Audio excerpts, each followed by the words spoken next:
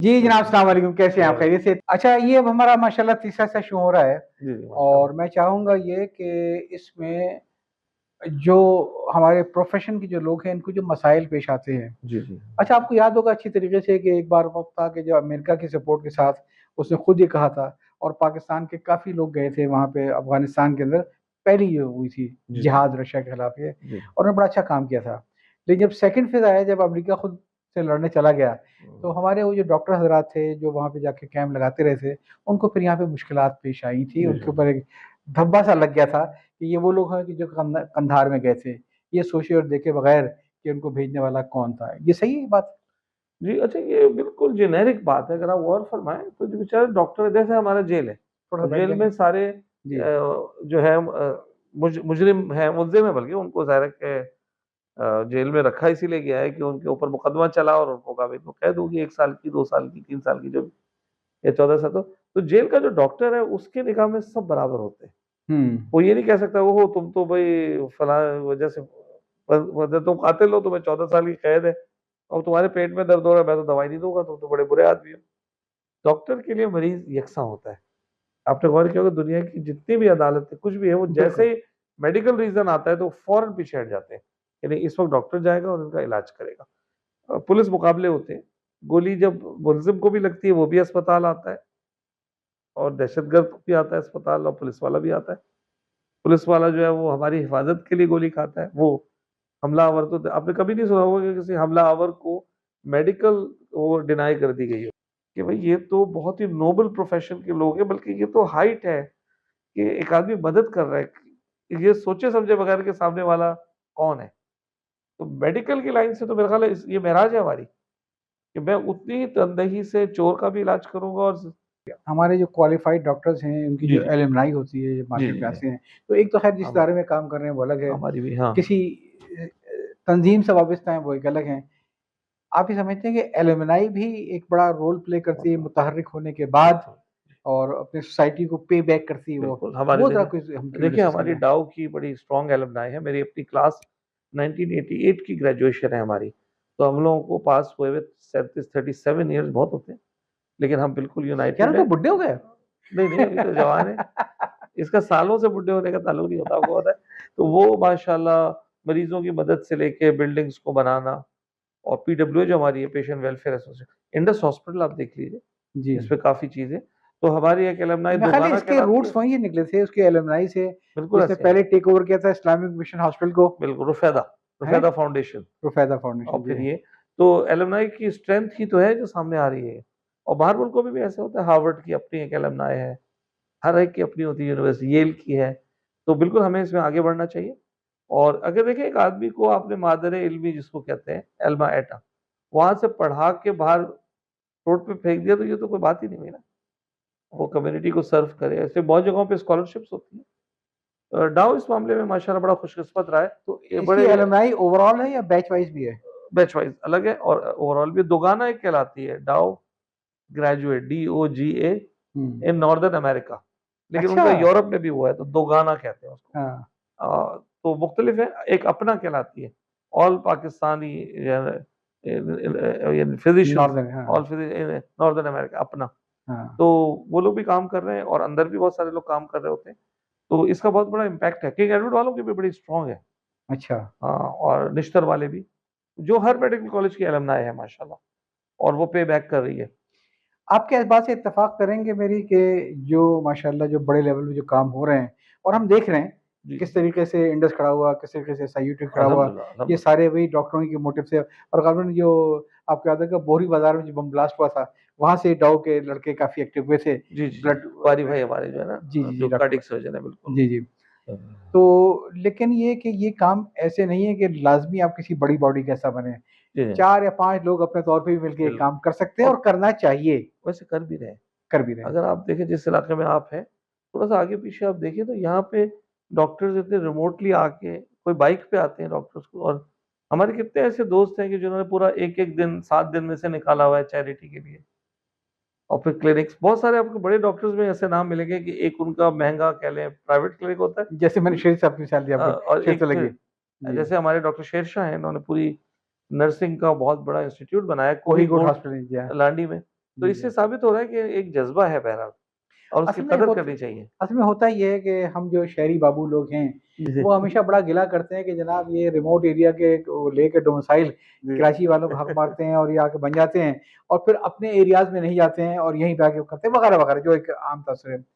लेकिन दुनिया कुछ इससे हट के भी है। जी, जी। मैं थोड़ा-सा, शायद आपको पता हो या ना पता हो, कि इनके अल हिजरा स्कूल के मैं चाहता हूँ कि मुझे पता है अच्छे से। उसके टीम का हाँ, हिस्सा बनूँ हाँ। ये। और ज़ाहिर है कि देखें ना, ऐसे लोग जो कि बिल्कुल बलूचिस्तान की हर तहसील से 2-2 लड़कों को लेकर आते हैं, जो गरीब तरीन लड़के हों और जिनके पूरे घर की सालाना आमदनी ये 2-4 लाख रुपए से ऊपर ना हो। उसको ईच एंड एवरी उसका फैसिलिटी खर्चा देखे बर्दाश्त ना। करते हैं, उसके यूनिफ़ॉर्म, उसका बेसिक, मैं गया हूँ कई बार क्रेडिट कॉलेज का मयार उसका। डॉक्टर साहब, आपको यकीन करेंगे कि उसमें बहुत सारे डॉक्टर्स पढ़ के निकले हैं और उनकी अपनी कम्युनिटी बड़ी स्ट्रॉन्ग है और अपने एरिया के अंदर स्ट्रॉन्ग है। जो हमें ये शिकायत होती है ना कि भाई कराची आके बैठ गए, नहीं, वो अपने एरिया में वापस जाके वहाँ पे कैंप लगाते हैं, वहाँ पे सब कुछ करते हैं। वो समझते हैं कि अब मुझे अपनी सोसाइटी को पे करना है। बिल्कुल। जिस सोसाइटी ने मुझे आज ये मुकाम दे दिया है, तो इसमें ये है कि एक लेट्स से कि जो एक वक़्त की जो सदका है और वक़्त की ज़कात, जो आपने बिल्कुल सही कहा कि 5 दिन कमाने के तो 2 दिन फिर फ्री के भी हैं, किसी भी बिल्कुल, चैरिटी के साथ ये। तो बिल्कुल। आप समझते हैं कि इस जज़्बे को बढ़ाने की ज़रूरत है? और इसमें भी देखें एप्रिसिएशन, है ना? हुँ, यानी कि जो लोग ये काम कर रहे हैं उनको यकीनन। अपने इलाके के लोग भी करें और जी, जो करीब वाले हों उनको करें, ताकि उनका जज़्बा बढ़े। फिर वो रोल मॉडल बने जी। और फिर उनकी रोल मॉडलिंग को की वजह से तब्दीली आएगी। और फिर देखें ना कि जब उनको वहाँ पे अपने डोर स्टेप पे, किसी को पंजगूर में, किसी को दुक्की में, किसी हुँ, को लोराई में जब फैसिलिटी मिलेगी, तो बेचारा कराची क्यों आएगा अपने घरवालों को लेके इलाज हुँ। कराने के लिए? और आ जाए तो पाकिस्तान का ही हिस्सा है। लेकिन बिल्कुल। इंस्टीट्यूट्स जो होते हैं ना, जहाँ पे प्रोफ़ेसर्स होते हैं, इल्मी वो कम होते हैं। पूरी दुनिया में ऐसे ही है। तो हम लोग जो मार खा रहे हैं ना, वो प्राइमरी हेल्थ केयर में खा रहे हैं। टर्शियरी में हमारे पास एक से काबिल दिमाग पड़ा हुआ है, जो दुनिया को पढ़ाता है। दुनिया वाले उनसे पढ़ने के लिए आते हैं। लेकिन वो क्या हो रहा है, उस पे बोझ डाला जा रहा है ना। जैसे एक आदमी के कान में दर्द है, उसने कहा तो क्या कितनी फीस है? ये लो, वो तो कंपनी दे देगी, कान देखो मेरा। अब वो जो है ना, वो सर्जन कैंसर का सर्जन है जो 13-13 घंटे के ऑपरेशन करता है। अब आप उसको मजबूर कर रहे हैं कि वो टॉर्च मार के ना, क्योंकि कंपनी पे कर रही है। अब ये काम जो है हमारा एमबीबीएस डॉक्टर भी कर सकता है, कान की दवाई लिख के देनी है। हम इसमें नाकाम हैं बुरी तरीके से कि हम लोग प्राइमरी हेल्थ केयर प्रोवाइड नहीं कर सके अपने बाशिंदों को। ये हमारी और नाकामी, जो और जिन सेकेंडरी भी नहीं कर सके और जिनको ये चाहिए, उनको भी इस बात का शऊर नहीं है। और फिर टर्शरी पे जाते हैं। जी। तो सारी दुनिया में देखें ये तीनों हैं। हर हर आदमी स्पेशलिस्ट नहीं होता बाहर। अमेरिका में, कनाडा, यूके में जिसकी हम मिसालें दे रहे हैं। नहीं, जनरल प्रैक्टिस भी होती है। फिर हर अस्पताल यूनिवर्सिटी हॉस्पिटल नहीं होता है वहाँ पे। हुँ। तो ये जो हमारे यहाँ है ना, इसको पकड़ने की ज़रूरत है, गलती यहाँ पे हो रही है। अगर अच्छा-सा मेरे वॉकिंग डिस्टेंस पे सामने जीपी हो, मुझे क्या ज़रूरत है लाइन लगाने की 4-4 घंटे, पैसे खर्च करने की। मैं यहीं पे दिखा दूँगा, ना मेरा पेट्रोल का खर्चा है। और ज़ाहिर है तो पेशेंट सिर्फ़ बहरिया और डीएचए में नहीं है, हाँ, पेशेंट डेरा गाज़ी खान में भी, में लक्की मरवत में भी है। सब तो जगह। ये अगर ये वाला नेटवर्क पूरा हो जी, और जी, इसको रियलाइज़ करें, उस डॉक्टर को भी ज़िंदा रहने का हक है, जो बिल्कुल, ग्लैमर की लाइफ़ छोड़ के, जो अमेरिका, बरतानिया की जॉब छोड़ के अपने इलाके में सर्व करने के लिए आया है। तो जी, जी, उसको भी पूरा एक हौसला अफ़ज़ाई उसकी होनी चाहिए। बिल्कुल, हाँ। और जो अल हिजरा स्कूल जैसे जो इदारे हैं, हाँ, जिन्होंने डिलीवर कर दिया कि वहीं से तो निकाला और वहीं से वो पे बैक कर रहे हैं, इनको बिल्कुल। भी मेरे ख़्याल है काफ़ी प्रमोट करने की ज़रूरत है ये। बिल्कुल, तो इसमें इंशाल्लाह मुझे बड़ी अल्लाह की ज़ात से उम्मीद है कि पाकिस्तान एक बहुत यूनिक कंट्री है। ये तो हम इसको पता नहीं क्यों थर्ड वर्ल्ड कहते हैं। थर्ड वर्ल्ड नहीं है, क्योंकि इसके पास एक ज़बरदस्त टैलेंट है जो दुनिया में कहीं नहीं है। इस्लामी दुनिया में देख लें 55 ममालिक हैं, लेकिन ये इस मुल्क के अंदर लोगों का सोच का अंदाज़ जितना पॉज़िटिव है इस्लाम के लिए, वो कहीं नहीं मिलेगा आपको। तो ये मैं ब खुसूसी उन लोगों ने जिन्होंने दुनिया को ट्रैवल किया है। देखिए जो कुएँ का मेंढक है, वो कभी बाहर ही नहीं निकला अपने अपनी जगह से ना, उसकी वो तो बेचारा नहीं समझेगा। तो वो कहते हैं ना, दूर के ढोल सुहाने, grass is more greener at the जी, other on the other field. Side, yes, yes. तो ऐसा नहीं है, आधा ग्लास है हर जगह। अब हम अपने मुल्क का तो आधे ग्लास को कह रहे हैं कि आधा खाली है और बाहर वालों को कह रहे हैं आधा भरा हुआ है। भई उनका भी तो आधा खाली है ना।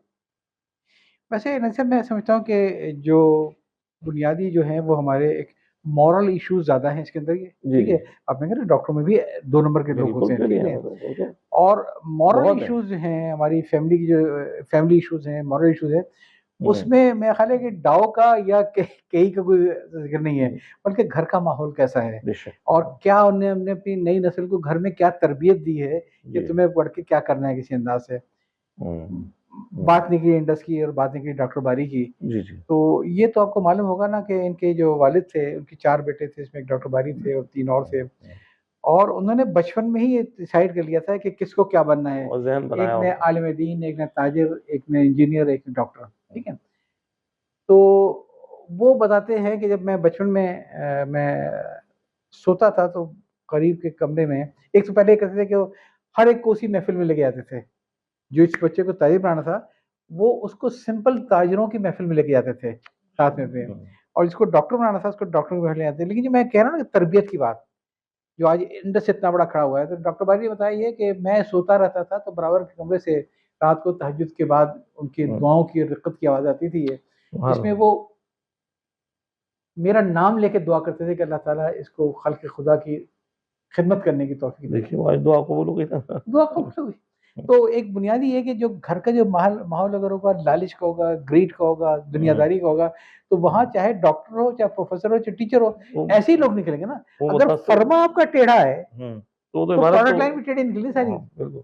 तो मेरा ख़्याल है कि ये जो चीज़ है, चाहे डॉक्टर, चाहे इंजीनियर, चाहे कोई भी हो, तरबियत घर से होनी है। बेशक। और ये एहसास उनको बचपन से दिलाना है हुँ। कि तुम डॉक्टर इसलिए नहीं बनोगे डॉलर में कमाओगे। सही है।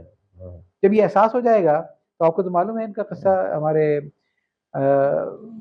जो इसके एसआईयूटी के हैं अदीब रिज़वी साहब अदीब ये, रिज़वी साहब माशाअल्लाह, हाँ। कि जब यहाँ से गए थे सिविल हॉस्पिटल में थे, गए वहाँ पे स्पेशलाइज़ करने के लिए, जो पहला इंटरव्यू हुआ उसका, तो बोर्ड ने पैनल से पूछा कि आप ये क्यों स्पेशलाइज़ करना चाह रहे हैं?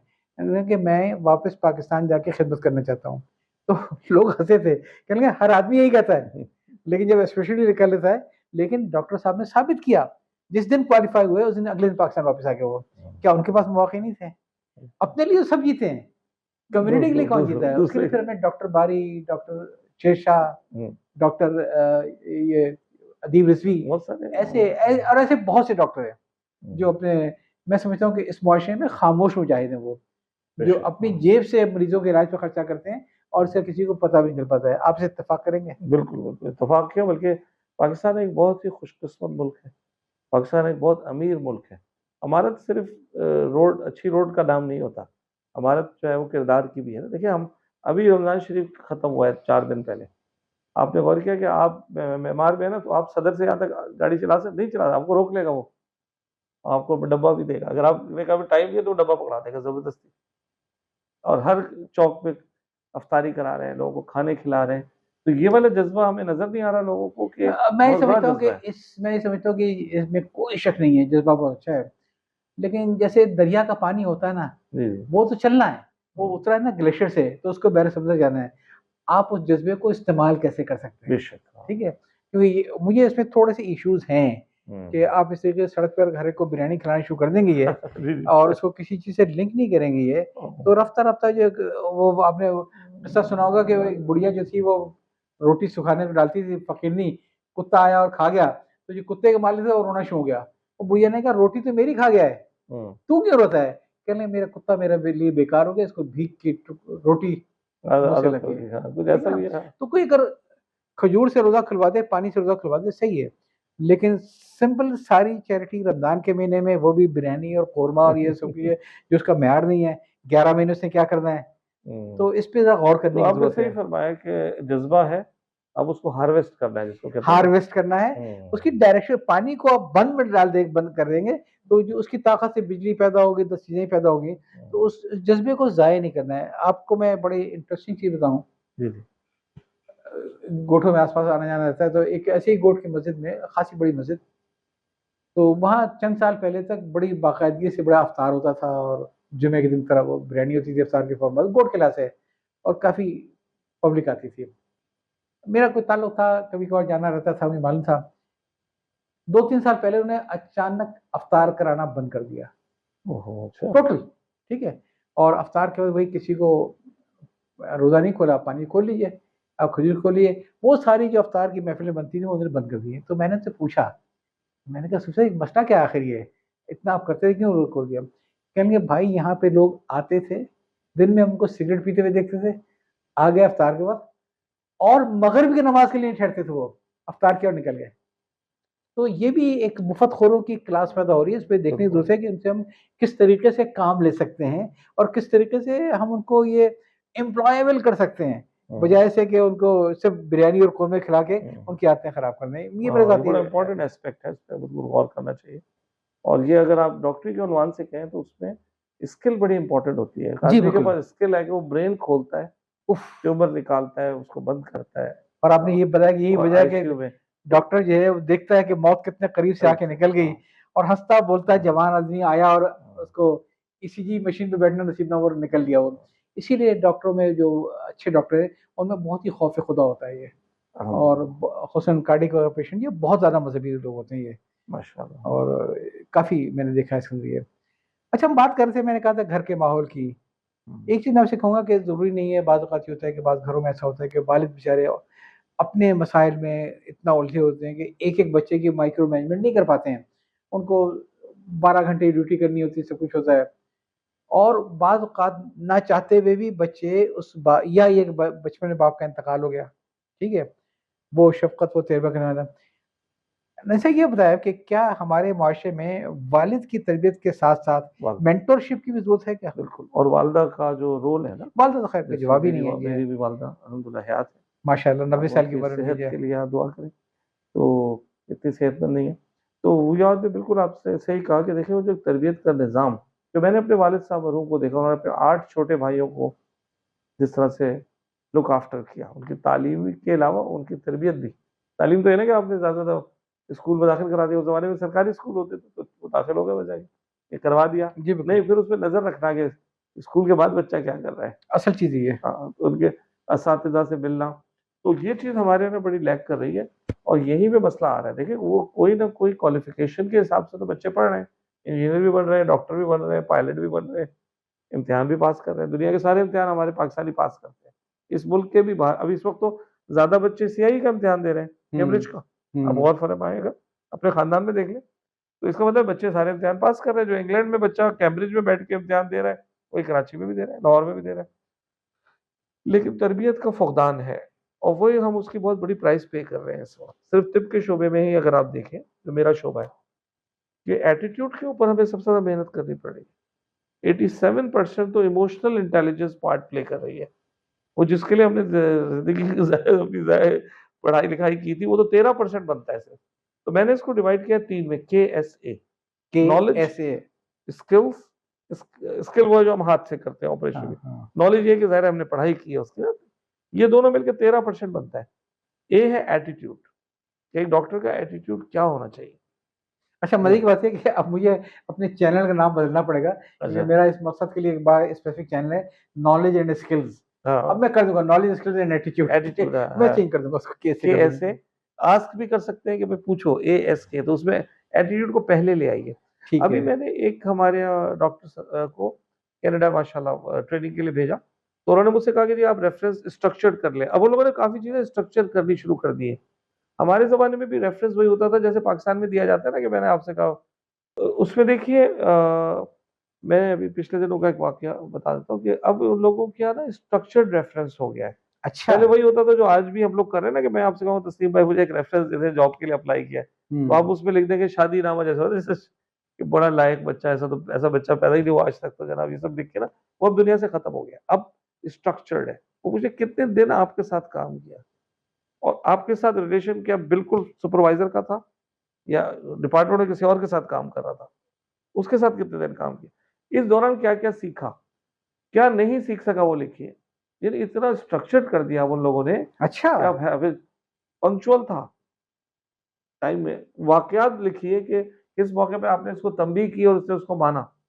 मैं आपसे कभी शेयर कर लूँगा ये, वैसे तो कॉन्फिडेंशियल है लेकिन नाम-वाम हटा के। तो फिर मैंने अपने उसके लिए क्योंकि मुझे लीडरशिप पढ़ाने का बड़ा शौक है और मैं अभी भी जिस अच्छा लीडर बनने का ऐसे शौक नहीं है? किसका? लीडर बनने का शौक नहीं है? नहीं, नहीं लीडर तो क्या है you want decision to be में अ किंग मेकर कि ना लीडर बनाने हैं, लीडर बनना नहीं है। अल्हम्दुलिल्लाह तो हम उनको ना फिशिंग सिखा रहे हैं। हाँ। तो उसमें मैंने फिर क्या किया उसको बाइसेक्ट किया। मैंने कहा ज़रा मैं अलग-अलग करता हूँ। ये तो पूछ ही नहीं रहा कि डिस्टिंक्शन कितने लिए, नंबर कितने आए थे, फर्स्ट अटेम्प्ट में इम्तिहान पास किया या सेकंड में किया। हमारे यहाँ तो इसकी बड़ी अहमियत है। तो मैंने बाकायदा परसेंटेज वाइज़ सवाल कोड देखा। तो 87% जो सवालात थे तस्लीम भाई, वो इमोशनल इंटेलिजेंस से रिलेटेड थे। Self awareness, self recognition, self regulation, empathy मरीजों के साथ। ठीक है, अगर मैं डॉक्टर हूँ, दवाई लिख रहा हूँ, तो मैं डांट के भी लिख सकता हूँ, गाली दे के भी लिख सकता हूँ। दवाई तो वही है और वो दवा वही असर करेगी। वो खाएगा एंटीबायोटिक, उसका वो इन्फेक्शन दूर हो जाएगा। तो ये जो चीज है ना, ये अब दुनिया में प्रोसीड कर रही है कि people are looking for team players, they are not looking for distinction holders. वो तो मसला कर देते हैं बल्कि आगे। तो हाई अचीवर्स होते हैं ना, वो सबकी गलतियां निकालते रहते हैं। ये मसला है। तो अब दुनिया बहुत तब्दील हो चुकी है, हमें भी तब्दील होना चाहिए। 87% जो सवालात थे वो EI से रिलेटेड थे, इमोशनल इंटेलिजेंस से, और IQ से रिलेटेड 13% थे। आपने बड़ी अजीब बात ये मैंने किया, तो आस्क ए आ गया। Attitude Yeats skill and knowledge every day in the breakfast. तो ये जो आपने बात की और जो ये आपने बात याद दिलाई, तो मेरा ख्याल है कोई भी फील्ड है, जी जी, चाहे वो टीचर है, चाहे वो लॉयर है, एटीट्यूड के बगैर बेकार है। तो सबसे ज्यादा जो हमें एक इम्पॉर्टेंट जो चीज करना चाहिए वो ये कि अपने रवैयों को ठीक करना चाहिए। और सोशल मीडिया के आने के बाद तो इसकी इम्पोर्टेंस कहीं ज्यादा बढ़ जाती है, क्योंकि जहाँ पे हम नहीं जाते हैं वहाँ पे फेसबुक पे हमारी पोस्टें जाती हैं, हमारी फॉरवर्ड की भी पोस्टें जाती हैं, और हमारे कमेंट्स आते हैं जो बताते हैं इस बंदे का लेवल क्या है, एटीट्यूड क्या है इसका। तो एटीट्यूड तो मेरा ख्याल है। अब देखिए, अब हमें ना दुनिया में पीछे नहीं रहना है इंशाल्लाह। जिस जमाने में इंशाल्लाह जब बात हो रही थी IQ की, तो हम IQ में सबसे आगे थे पाकिस्तानी। अब बात आ रही है एटीट्यूड की, तो इंशाल्लाह हम इसमें भी सबसे आगे होंगे इंशाल्लाह। लेकिन पहले हम ये समझें कि ये एक इम्पोर्टेंट कंपोनेंट है। अभी तक देखिए, मैं प्रोफेसर हूँ, तदरीस से मेरा बड़ा गहरा ताल्लुक है, सिर्फ पाकिस्तान में नहीं बाहर भी, और कॉलेज ऑफ फिजिशियन का मैं सीनियर एग्जामिनर हूँ। यानी ये बात मुझे तक बहुत देर से पता चली कि जो है इसकी कितनी ज़्यादा अहमियत है टीम प्लेयर की। हमारे जहन इसी पे काम करता था, जी आपने फला कॉलेज से पढ़ा है और आपके तो इतने नंबर आए थे, आपकी तो इतनी डिस्टिंक्शंस थी। अब ये चीज़ों को कोई पूछ तक नहीं रहा है, यानी इसकी अहमियत ही यकीन करें कि लाइफ में जाने के बाद हमें स्कूल स्मार्ट जो है वो फेल्योर नजर आते हैं। ऐसे होता है। वो जो बेचारे पहली क्लास से हमेशा क्लास में टॉप करते रहे, वो पता नहीं कहाँ गायब रहते हैं। नोबेल प्राइज में ऐसी है, नोबेल प्राइज में दो चीजें सीखने वाली हैं कि साइंस के जो नोबेल प्राइज जिन लोगों को मिल रहे हैं वो अंग्रेजी स्पीकिंग नहीं है। हमारे जहन में ना कि अंग्रेजी और साइंस एक चीज है, ऐसा नहीं है। चाइनीज भी लेते हैं, हंगेरी, सबसे ज्यादा नोबेल प्राइज जिस मुल्क ने लिए वो हंगरी है, और हंगरी एक गरीब मुल्क है, यूरो एशिया कहलाता है, मतलब एशियन स्टाइल है, तुर्क भी है वहाँ पे, तुर्कों ने उस पर रूल भी किया। अब हमारे जहन में कि नहीं अंग्रेजी जरूरी है। अब 4000 साल की तारीख डॉक्यूमेंटेड दुनिया की मौजूद है। क्या पूछ सकते हैं कि जी बताएं क्या हुआ था कबल मसीह में इस जगह पे, सिंध में क्या हो रहा था, मोहनजोदड़ो, तो बता दिया जाएगा। 4000 तारीख में आज तक तस्लीम भाई किसी भी कौम ने दूसरे की जबान बोल के तरक्की नहीं की है। तो हम लोग 70 साल से हम लोग लगे हुए, 77 साल से। 1947 से पहले अंग्रेज मारता था, एम्प्रेस मार्केट के उन्होंने तोपों के आगे हमारे लोगों को खड़ा करके 1857 में एम्प्रेस मार्केट पे कराची में। तो अब अंग्रेज तो चला गया फिजिकली यहाँ से, अब वो अंग्रेज सामने नहीं है ना, कहीं आपको नजर तो नहीं आ रहा, लेकिन अंग्रेजी छोड़ गया। और 77 साल से हमने अंग्रेजी को सीने से लगाया हुआ है।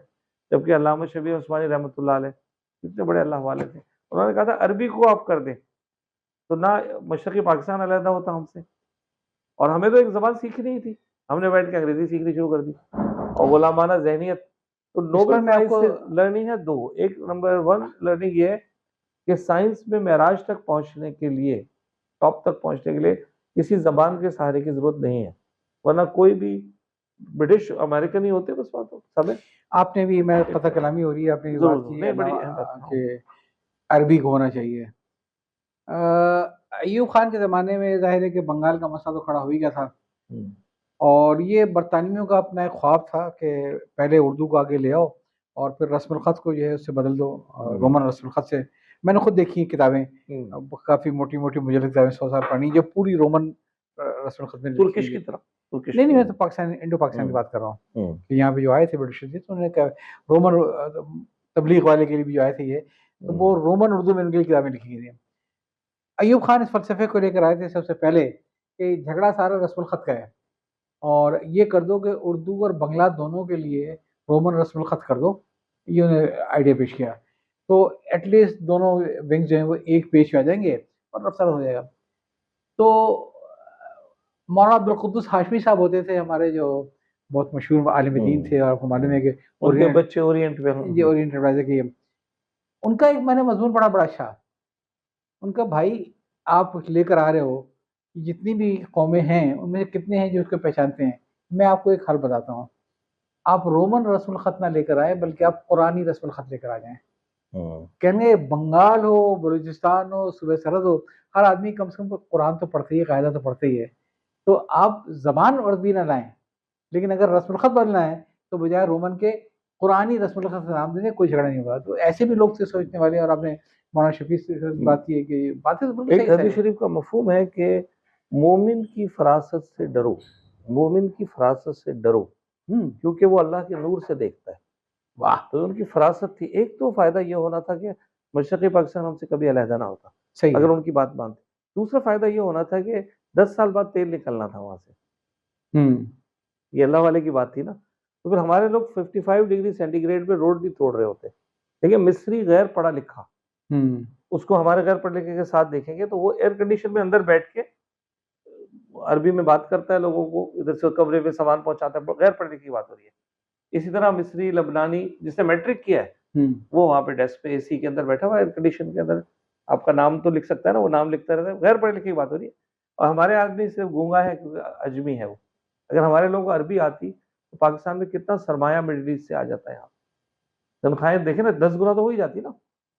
अब वो अभी जो मजबूर मैंने है मजदूरी करने के ऊपर। अभी जो मैं आपको मिसाल दी, अल हिजरा स्कूल ज़ियारत की, जी, जी। तो उनका तो ख़ैर मोटो ये है, इस्लामियत, पाकिस्तानियत और इंसानियत 3 का मोटो है। और उनके यहाँ फ्लुएंट 3 ज़बानें सिखाई जाती हैं, उर्दू, अंग्रेज़ी और अरबी। माशाअल्लाह। और उसमें मैं गया भी हूँ, मैंने सुनी भी है तकरीरें, बाकायदा लड़के तकरीरें करते हैं। उसका फ़ायदा क्या हुआ कि जब उनके स्कूल का एक लड़का पास आउट होने के बाद जब क्रेडिट कॉलेज में गया, बाकायदा तालीम हासिल करने के लिए, कैप्टन ने मुलाकात है मेरी से, ठीक है? तो वहाँ पे कुछ अरब भी आए हुए थे, और he was the only one जो कि उनसे फ्लुएंटली अरबी बात कर सकता था, सुभान अल्लाह, देखिए ठीक है? तो आप समझते हैं इसको कि विज़न कहते हैं। इसको विज़न कहते हैं। तो मुझे अच्छा लगा कि उन्होंने कभी अरबी सीखनी चाहिए अगर हमें नाता जोड़ना है इस्लामी दुनिया के साथ।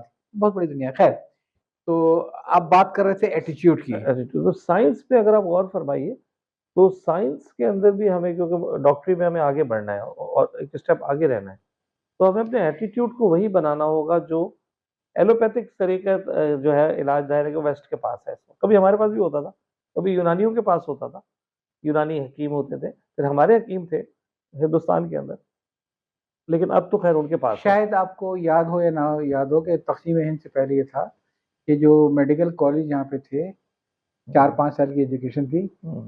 पहले 3 साल या शायद 4 साल ये तो कॉमन थी, ठीक है? और आखिरी 1 साल या 2 साल में तख़सीस होती थी। ऐसे हकीम यामीन सिद्दीकी साहब ने भी उसी कॉलेज से तालीम हासिल की थी, जी, लेकिन उन्होंने फिर तिब्बे नबवी में स्पेशलाइज़ किया, लिहाज़ा वो हकीम कहलाए। हकीम कहलाए, और बिल्कुल उनके जो सही। साथी थे, जिन्होंने मेडिसिन में किया, तो वो एमबीबीएस कहलाए। ऐसी बहुत मिसालें। जी। तो लेकिन देखिए अब हमें आज के दौर में ज़िंदा रहना है, जो आज का दौर है। आज का दौर बहरहाल वेस्टर्न मेडिसिन और एडमिशंस और उसका उसमें भी मसाइल हैं, मुझे पता है। तो अब आप बताएँ कि हमारे पास 2 चॉइस है, या तो हम लोग नॉन एविडेंस बेस्ड, जिसका ना एविडेंस इस वक़्त है, ना पब्लिकेशन है, ना रिसर्च है, यानी माजून खाते रहें, हुँ। या फिर हम जल्दी से इस तरफ आएँ फ़ौरन, देर ना लगाएँ। तो उसमें जो लोग अब आगे बढ़ रहे हैं दुनिया में, वो हैं जिनके अंदर एम्पैथी है। Empathy. Empathy is a part of emotional intelligence, 5 में अब से। 1 मिनट ठहर जाएँ, आपने बड़ा इम्पोर्टेंट टॉपिक छेड़ दिया है, जी, जी। तो मैं ख़्याल है थोड़ा-सा हम एक ब्रेक ले लें और हाँ। फिर इसकी चौथी किस्त शुरू करते हैं।